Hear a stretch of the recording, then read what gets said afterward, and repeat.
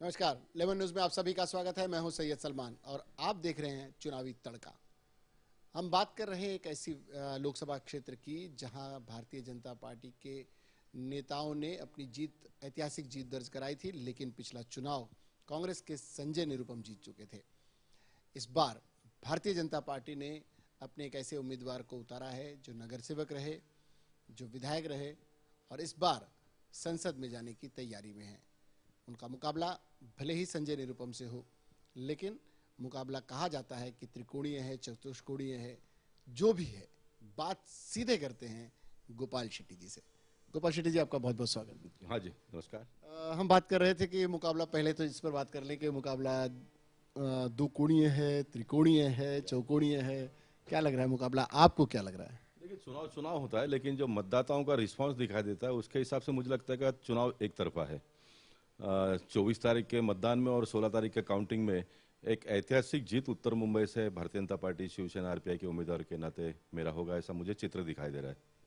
उसके पीछे के क्या गणित हो सकते हैं? कुछ इस चुनावी क्षेत्र की संरचना, इस चुनावी क्षेत्र के मतदाता, इस चुनावी क्षेत्र में आपके किए गए काम, या इस चुनावी क्षेत्र में कांग्रेस के किए गए काम या उनके नाकामी, क्या मुद्दे होंगे?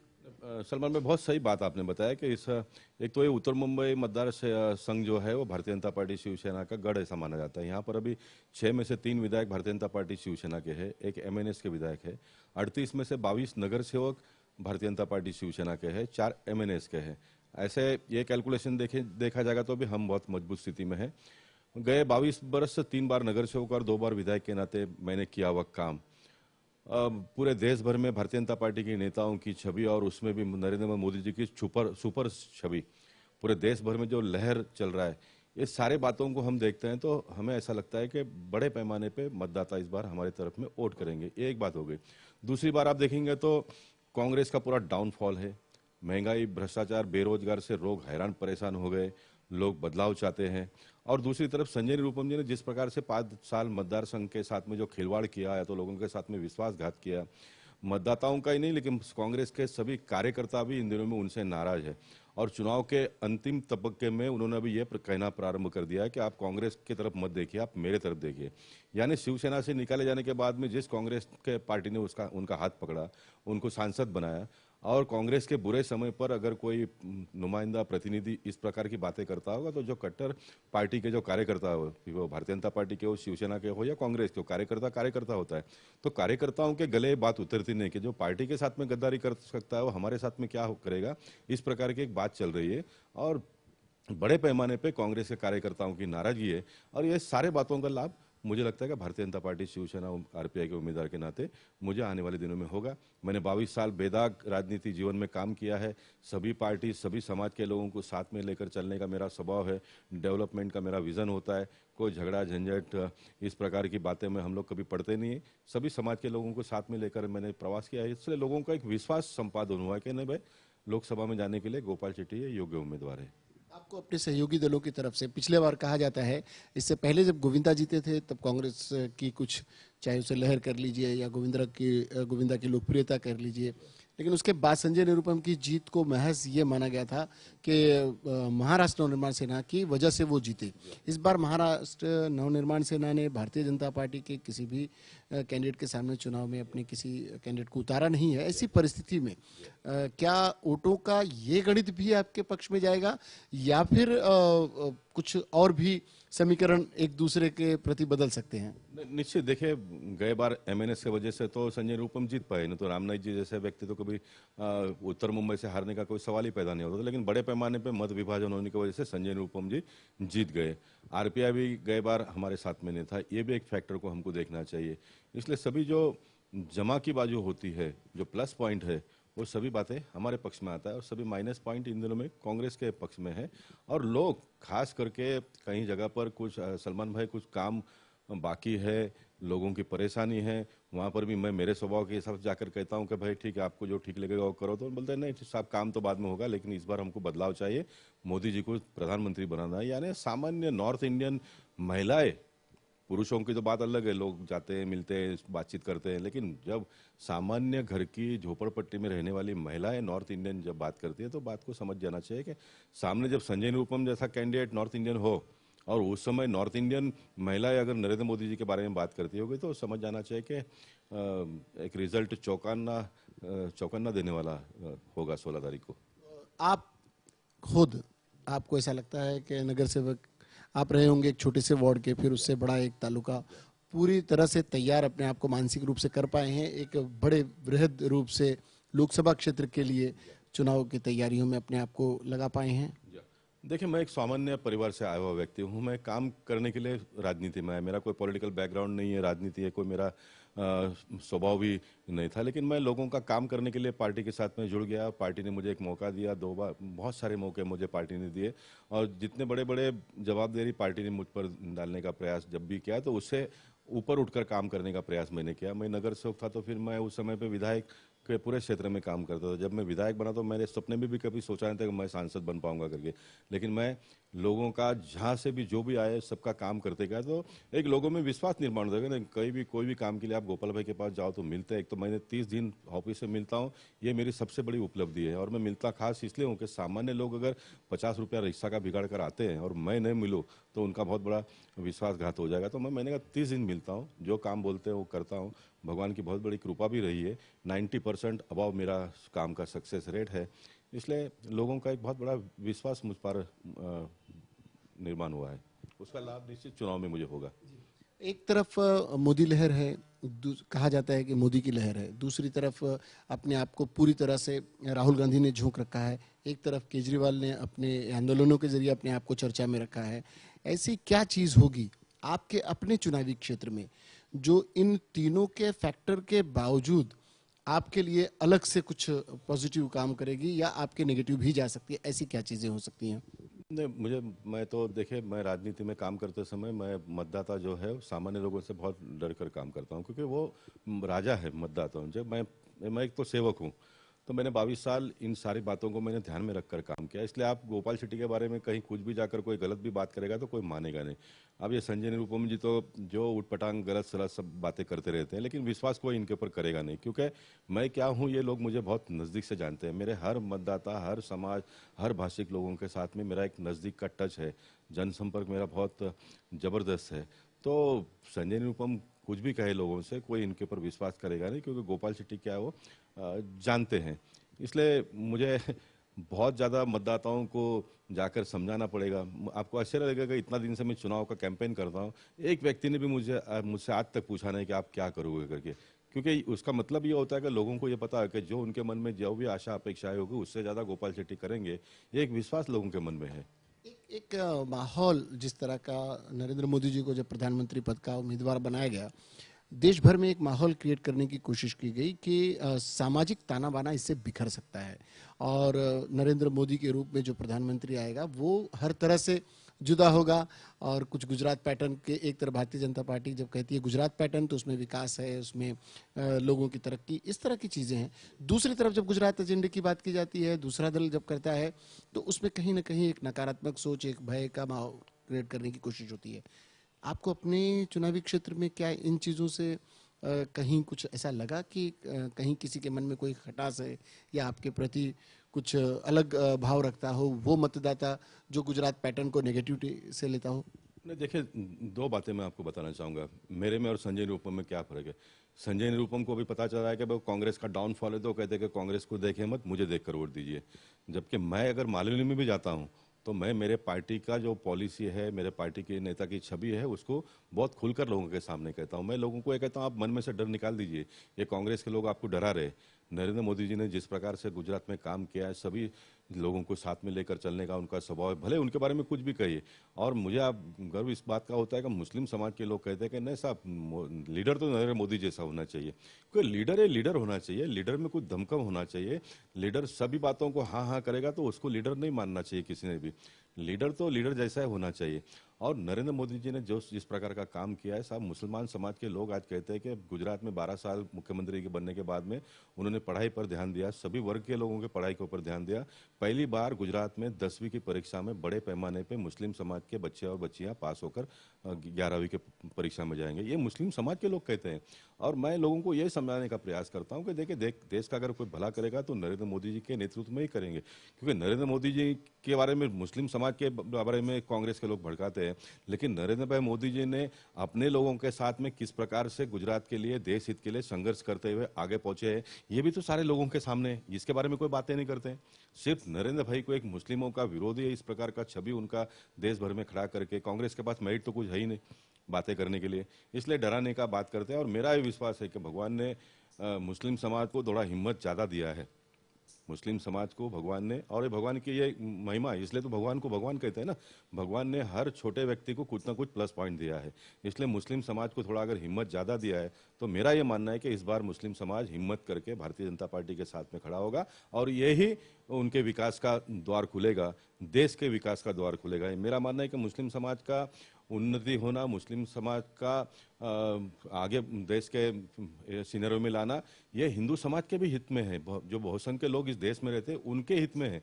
अगर हिंदू, मुस्लिम, क्रिश्चियन सभी समाज के लोग एक साथ में मिलकर अगर आगे बढ़ते हैं तो देश बहुत आगे बढ़ेगा। नहीं तो हमारा आधा समय तो एक दूसरे को समझने में और समझाने में अगर बिगड़ेगा तो हम विकास की ओर ध्यान दे नहीं पाएंगे। तो इस बात को आज मुस्लिम समाज के लोग भी समझते हैं, क्रिश्चियन समाज के लोग भी समझते हैं। और आप देखेंगे इस बार के चुनाव में देश और नरेंद्र मोदी जी ने वोट फॉर इंडिया का है। पहली बार कोई पार्टी के नाम पर वोट नहीं, व्यक्ति के नाम पर वोट नहीं, देश के नाम पर वोट मांगा है। और देश के साथ तो साफ प्रेम हिंदुओं को भी है, क्रिश्चियनों को भी है और मुस्लिम समाज के लोगों को भी है। मैं एक बहुत बड़ी बात बताना चाहूँगा, मुस्लिम समाज को तो कांग्रेस के लोगों ने आज़ादी के 68 साल में वो देशभक्त है इसका एक पहचान भी दिलाने में कांग्रेस पार्टी पीछे रह गई। साहब 1947 के डिवीज़न के बाद में मुस्लिम समाज के लोगों को तो एक चॉइस था पाकिस्तान चले जाने का, वहाँ सभी प्रकार की उनकी व्यवस्था होने वाली थी। उसके बावजूद भी मुस्लिम समाज जो इस धरती से, इस देश से, इस मिट्टी से प्रेम करते हैं वो यहीं रहे। तो साहब जितने हिंदू देशभक्त है उतने ही मुस्लिम समाज के लोग भी देशभक्त है। हर समाज में अच्छे बुरे लोग हैं, जो बुरे लोग हैं उनके साथ में हमारा मतभेद कल भी था, आज भी है और कल भी रहेगा। और ये होना भी चाहिए, नहीं तो हम देश कैसे चलाएंगे। लेकिन जो देशभक्त समाज के लोग हैं, चाहे वो किसी भी जात के हो, किसी भी मजहब के हो, उनके साथ में गले लगाकर आगे चलने का प्रयास भारतीय जनता पार्टी आज भी कर रही है, कल भी करेगी। जब एक अच्छी बात आपने कही कि हमेशा ये माइनॉरिटीज़ को, अल्पसंख्यकों को, विशेषकर मुस्लिम समाज को देशभक्ति, देश प्रेम और देश के प्रति उनकी जो सद्भावना है, इसे साबित करना पड़ता था। क्या इसके राजनीतिक कारण रहे हैं सचमुच? राजनीतिक, देखिए कांग्रेस ने मुस्लिम समाज को इस प्रकार का एक कटघरे में खड़ा कर दिया, वो ना यहाँ के हैं ना वहाँ के हैं। वो चाहते हैं कि हम भारतीय जनता पार्टी के साथ में जाएं, लेकिन इस प्रकार का डराते हैं उनको, और उनको लगता है कि भाई नहीं, ये भी नहीं, वो भी नहीं, उससे तो चलो यही सही। इस प्रकार से सब आज़ादी के 68 साल गुजार दिए। मैं तो मुस्लिम समाज के लोगों से अपील करना चाहूँगा कि एक बार तो हिम्मत करो, देखो आपका मुकद्दर अल्लाह ने लिखा है, मेरा मुकद्दर भगवान ने लिखा है, कोई किसी का मुकद्दर बदल नहीं सकता है। मैं मालूम के लोगों को जाकर कहता हूँ मैं आपका मुकद्दर नहीं बदल सकता हूँ, लेकिन जो हालात आपके ऊपर लादे गए हैं उसमें मैं बदलाव जरूर करूँगा। साहब घर के सामने गटर साफ नहीं होना, ना उनके लिए शौचालय की व्यवस्था करना, बच्चियों के लिए कॉलेज की व्यवस्था नहीं करना, इससे बड़ी विडंबना क्या हो सकती है। मैं इस बात का अपेक्षा नहीं करता हूँ कि मेरे बातों को सुनकर मुस्लिम समाज के लोग मुझे वोट दे देंगे। मैं तो उनको कहता हूँ कि मुझे तो पुण्य कमाना है साहब, मैं तो जीतने वाला हूँ, मैं तो काम करने वाला हूँ, मुझे कोई घर के पैसे तो लाकर आपको देना नहीं है।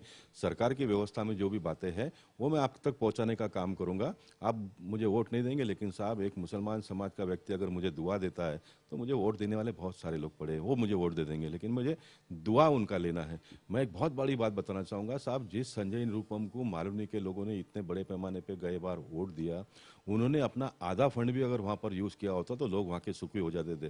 संजय निरुपम जी ने क्या किया, इधर गोपाल शेट्टी, विनोद घोसालकर और योगेश सागर के साथ में कंपटीशन करने के लिए ज़्यादा से ज़्यादा काम यहाँ पर कैसे हो, मैं ज़्यादा से ज़्यादा ध्यान यहाँ पर कैसे दूँ, वोट बैंक की राजनीति उन्होंने किया कि मुझे अगली बार जीतने के लिए मैंने क्या करना चाहिए। अरे साहब काम करो ना, जीतने के बाद लिए आपका काम ही बहुत बड़ा मायने रखता है, ऐसा नहीं है। अगर आप प्रामाणिकता से काम करो तो जिताने वाला तो ऊपर बैठा है ना, अल्लाह मालिक खुदा जिसको हम कहते हैं, वो अगर आप प्रामाणिक हो। पहली बार साहब हमने कौन सा काम किया था तो लोगों ने जिता दिया। एक अच्छी भावना लेके मैदान में उतरे, लोगों ने वोट दे दिया, जीत गए। इस बार का चुनाव आपके अपने चुनावी क्षेत्र के नजरिए से देखा जाए या पूरे मुंबई के नजरिए से देखा जाए, कुछ बदलाव चाहता है? वो दूरियां जिसे दूरी कही जाती है दरअसल है नहीं, एक दूसरे से इतने गुत्थम गुत्था हैं, आपस में इतना प्रेम और भाईचारगी का माहौल है इस देश में, मुंबई खासकर। तो उसे अगर उसमें कहीं कुछ हेर फेर की बातें करने वाले लोगों को क्या जनता दरकिनार सचमुच में कर सकती है? 100% जनता दरकिनार करेंगे। और सलमान भाई, आप तो हम तो बहुत दिन से एक दूसरे को जानते हैं। इस चुनाव का एक जो वाइब्रेशन लेवल को भी अगर आप देखेंगे ना, वाइब्रेशन लेवल को भी आप देखिए तो आपको पता चलेगा कि मुस्लिम समाज के लोग बहुत शांति से अभी सोच रहे हैं। जो एक्टिविटी लेवल एक जमाने में हुआ करता था चुनाव के दिनों में, वो अब दिखाई नहीं दे रहा है बिल्कुल। हमको भले कोई समर्थन नहीं करे, लेकिन हमारे खिलाफ में भी कोई उतरे ऐसा भी दिखाई नहीं देता है। इसका मतलब ये होता है कि वो समझ चुके हैं बात को और कुछ ना कुछ वो परिवर्तन लाना चाहते हैं। और इस बार के चुनाव में आप देखेंगे कि ये होगा।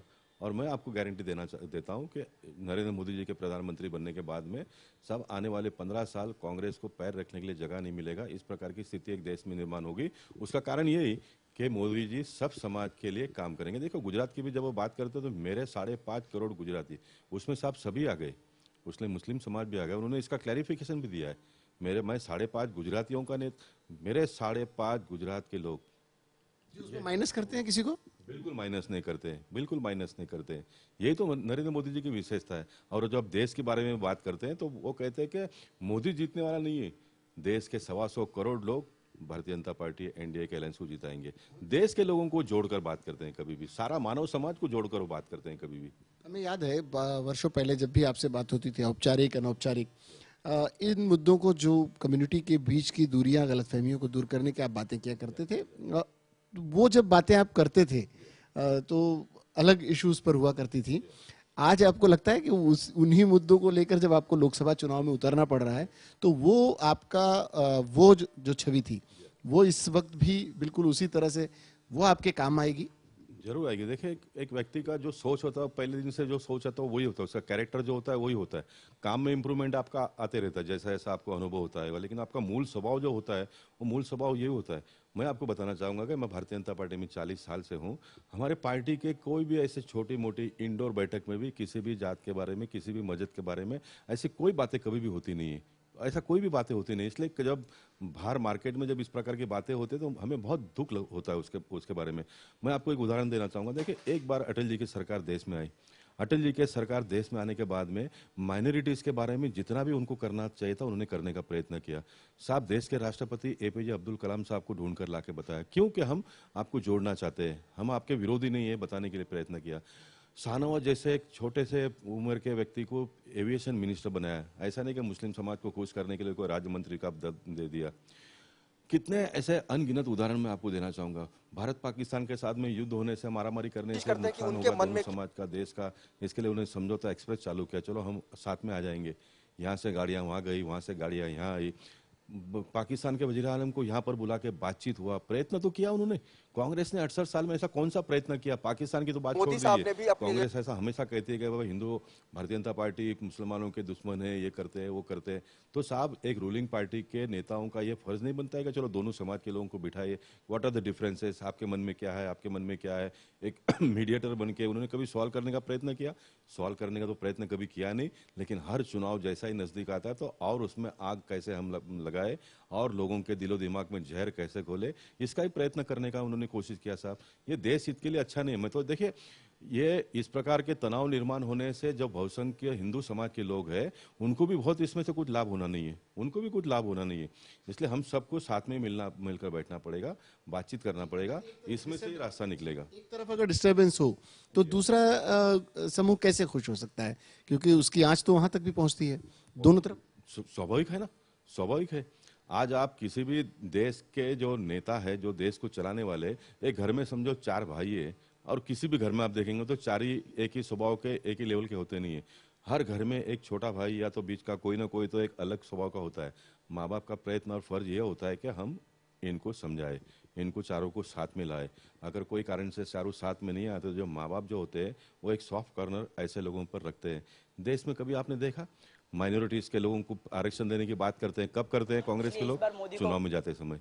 मेजोरिटी में जीत के आने के बाद में आप करो, आपको कौन जो विरोध है करेगा? ये चाय की कभी दुकान भी है करते और नहीं है। निश्चित रूप और से मुझे एक इमोशनल दुख इस बात अटैचमेंट का इनका होता है कि मोदी से हो गया मुसलमान समाज के भी हमारे बड़े बड़े नेता ऐसे कभी 4 सवाल क्यों ये कांग्रेस के लोगों को पूछते नहीं है? पूछते हैं, जवाब जिस तरह के आते हैं चुनाव से पहले, और पूछते तो जरूर हैं, उनके नेता भी पूछते हैं, आवाम भी पूछती है, लेकिन उनके जवाबों से कुछ यही जो आप कह रहे हैं कि चुनाव के वक्त ही याद आती है। खैर वो एक अलग इशू हो जाता है। इस बार का चुनाव आपने देखा कि नेताओं ने काफी नीचे जाकर काफी स्तरहीन टिप्पणियां एक दूसरे के खिलाफ की। इस बार का चुनाव ये इस मामले में भी याद किया जाएगा, स्तर गिरा चुनाव का, प्रचार का। तो इस पर क्या कहेंगे? नहीं, मैं इससे बहुत सहमत नहीं हूँ। नहीं करना चाहिए। ये बात आपकी सही है कि बहुत नीचे के स्तर पर जाकर टिप्पणियाँ वगैरह होती है। देखिए, हम सब भारत देश के लोग एक है, हम सब एक है। ठीक है, हमारी पार्टी अलग है, हमारे विचारधारा अलग हो सकती है, लेकिन सबका मकसद तो देश को आगे बढ़ाना है, सबको लेकर साथ में चलना, यही होता है। तो इस प्रकार से एकदम नीचे के स्तर पर जाकर टिप्पणी करना, ये कोई राजनीतिक पार्टी के लिए भी नहीं और मानवीय जीवित के लिए भी ये बहुत अच्छी बात होती नहीं है। नहीं करना चाहिए। अगर हुआ भी है तो मेरा ये मानना है कि आने वाले दिनों में उसको सुधारा कर लेना चाहिए हर लोगों ने। देखिए, मैं 5 बार चुनाव लड़ा हूँ, मैंने कभी भी अपने प्रतिस्पर्धी के बारे में कोई टीका टिप्पणी कभी भी नहीं की। मैंने क्या किया, मैं क्या कर सकता हूँ, यही बातें मैंने लोगों के सामने किया है। आप किसी के बारे में उटपटांग गलत सलत अनाप बातें करने से कोई लोग बहुत प्रभावित हो जाते हैं, ऐसा ऐसा आज का माहौल नहीं है। आज लोग बहुत इंटेलेक्चुअल हो गए। आज लोगों के पास से जानकारी उपलब्ध करने के बहुत सारे सोर्सेस है, लोगों को सभी बातों की जानकारी मिलती है।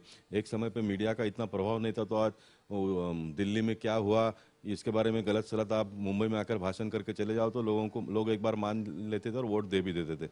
लेकिन आज ऐसी स्थिति नहीं है। आज तो साहब नेताओं को पता नहीं चलता है देश भर में क्या होता है, लेकिन घर बैठे हुए लोगों को तो दिन भर टीवी में देखकर उनकी जानकारी हम जैसे लोगों से ज़्यादा होती है। तो ये अभी मुझे लगता है कि अंतिम चरण है। अगले बार में ये बिल्कुल नहीं चलेगा। लोग आपको 4 सवाल सामने से पूछेंगे। गोपाल शेट्टी, जब खुद अब चुनाव में हैं तो कुछ प्रायोरिटीज भी तय कर रखी होंगी कि अगर मैं जीतता हूँ दोनों कंडीशंस में कि जनता के बीच में रहने का आपने तय किया है कि जनता के बीच में रहेंगे, जीत हो या हार हो, तय कुछ किया होगा, कुछ प्रायोरिटीज अपने लिए रखी होगी? निश्चित। मैं उत्तर मुंबई के लिए जैसे बोरीवली के मैंने डेवलपमेंट प्लान के 98% रोड्स रास्ते से पूरे किए। अब हम कॉन्क्रीटाइज के और बढ़ रहे हैं, मैक्सिमम रोड कॉन्क्रीटाइज हो रहे हैं। पूरे उत्तर मुंबई में सभी पार्टी के नगर सेवक विधायकों को लेकर ये मेरा करने का एक प्लानिंग है। ट्रैफिक की समस्या बहुत बढ़ते जा रही है। दहीसर से लेकर बैंड्रा तक के लिंक रोड पर सभी जंक्शंस पर फ्लाईओवर प्रायोरिटी में बनाने की आवश्यकता है और वार फुटिंग बेस पे ही हमको करना पड़ेगा। नहीं तो आने वाले दिनों में बहुत बड़ी एक समस्या मुंबई शहर में खड़ी होने वाली है। उत्तर मुंबई में एक मल्टी सुपर स्पेशलिटी हॉस्पिटल की आवश्यकता है।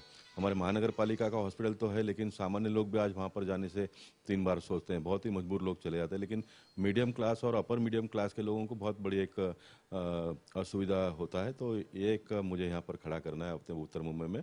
और एक रेलवे का समस्या बहुत बड़ा असलम भाई, बहुत चिंता पीड़ा देने वाली है। हर साल 3,500 से ज़्यादा लोग रेलवे में से गिरकर कटकर मुंबई शहर में मर जाते हैं। ये किसी भी पार्टी के लिए अच्छी बात नहीं है, सत्ताधारी और विपक्ष दोनों के लिए। तो मैंने ये तय किया कि मैं इस आंकड़े को पहले साल में कम करके बताऊंगा। पहले साल में मैंने संकल्प कर लिया है और इसका कारण दूसरा तीसरा चौथा कोई नहीं। आप एडमिनिस्ट्रेटिव सिस्टम को अगर टाइट कर लो तो इसमें बहुत बड़ा बदलाव आपको आने वाले दिनों में दिखाई देगा। ये हमको करना है। जैसा मैंने बोरेली में एक महिला आधार भवन केंद्र बनाकर महिलाओं को सक्षमीकरण करने का प्रयत्न किया। बहुत बड़े पैमाने पर लोगों को यहाँ पर रोजगार उपलब्ध करके हमने दिया है। तो 6 विधानसभा में महिला आधार केंद्र बनाऊं, इस प्रकार का एक मेरा प्रयत्न है। ऐसे कुछ बड़े बड़े कामों को मैंने करने का तय किया। और मैं आपको बताना चाहता हूँ कि मेरा एक स्वभाव है, मैं प्राइवेट लोगों को लेकर से मदद लेकर लोगों को देने का हमेशा प्रयास करता हूँ। देखिए, सभी काम सरकार नहीं कर पाएगी। सरकार के पास पैसे नहीं है ये कहकर काम नहीं चलेगा। पैसे वाले लोग बहुत है देश में और मुंबई शहर में, तो उनका मदद लेकर लोगों तक सुविधा पहुंचाने का भी एक मेरा प्रयास रहेगा। मैंने मलाड से लेकर दहीसर तक 60 डायलिसिस सेंटर नवीना जैन फाउंडेशन के जरिए शुरू किया है, जिसमें कम से कम 5 मशीन और अधिक से अधिक 25 मशीन की सुविधा हम देते हैं। बिना मूल्य से लेकर 100 और 200 रुपये में डायलिसिस हम करते हैं। तो ऐसे जो धनवान लोग हैं समाज में, उनके पास से सहायता इकट्ठा करते हुए लोगों को सुविधा देने का मेरा एक प्रयास रहेगा। और मेरा एक काम करने का अलग तरीका ये भी है कि मैं कोई पैसे के व्यवहार में पड़ता नहीं हूँ। लोगों को इकट्ठा करता हूँ, उनका एक टीम बनाता हूँ, वो जमा करेंगे, वो खर्चा करेंगे। मैं सिर्फ कॉरपोरेशन और गवर्नमेंट के पास से जो भी परमिशन से वगैरह करने का वो काम कर कर, और ये सब ठीक ठाक हो रहा है कि नहीं, इतना सिर्फ देखने का काम मैं करता हूँ। तो मुझे लगता है कि ये मेरा स्वभाव और सिस्टम के हिसाब से आने वाले दिनों में उत्तर मुंबई में 4 बड़े प्रकल्प में अपने दम खम कर खड़ा करके लोगों को सुविधा दे पाऊंगा, ऐसा मेरा विश्वास है। ये जो दूरियों वाली बात है, ये ज़्यादा इस पर काम करने की ज़रूरत है, लोगों से भी आप चाहेंगे, उम्मीद करेंगे? निश्चित दूरियां तो कम करनी ही पड़ेगी, और मेरा ये सौभाग्य है रहा है कि मैं पहले भी जब भी चुनाव लड़ता था, देखिए मैं जब विधायक का चुनाव लड़ा, हमारे बोरेली में एक ऐसी कॉलोनी करके है जहाँ पर कैथलिक समाज के लोग बड़े पैमाने पे, साहब वहाँ के लोगों ने भी मुझे वोट दिया था। और इस बार हमारे विनोद घोसालकर जी को वोट दिया, अभिषेक घोसालकर जो उनके पुत्र है, उन्होंने कॉरपोरेशन का चुनाव लड़ा, तो वहाँ के लोगों ने भी वोट दिया। तो हमने एक मैसेज दिया और हमने जो काम करके बताया, उससे लोगों का एक विश्वास निर्माण हो कि नहीं, इनके मन में ऐसा कुछ नहीं है और लोग हमको मदद करते हैं। पहली बार आप देखेंगे उत्तर मुंबई में मालूम नहीं के मुस्लिम समाज के लोग भारतीय जनता पार्टी के पक्ष में उतरेंगे इस बार मतदान करने के लिए, और मैं इस बात का गारंटी देना चाहता हूं कि जितना वो हमको मदद करेंगे उससे अधिक काम करके उनका दिल जीतने का मैं प्रयास करूंगा। आपको दिल जीतना पड़ेगा पहले। बहुत बहुत शुक्रिया आपका। बहुत बहुत धन्यवाद। ये थे गोपाल शेट्टी। सिर्फ देश भर में अलग तरह के बदलाव की बात नहीं, सिर्फ सत्ता परिवर्तन की बात नहीं है, हृदय परिवर्तन की बात भी गोपाल शेट्टी जी कर रहे हैं। देखते हैं उनका ये सपना कितना पूरा होता है। सब कुछ 16 मई को तय हो जाएगा। इस पूरे मामले पर हमारी लगातार नजर रहेगी। इस चुनावी क्षेत्र से अगले चुनावी क्षेत्र तक, हर चुनावी क्षेत्र पर हमारी पैनी नजर रहेगी। फिलहाल के लिए चुनावी तड़का में मुझे मेरे कैमरामैन देवानंद के साथ दीजिए इजाजत, लेकिन इसके बाद भी खबरों का सिलसिला जारी रहेगा। देखते रहिए लेमन न्यूज़।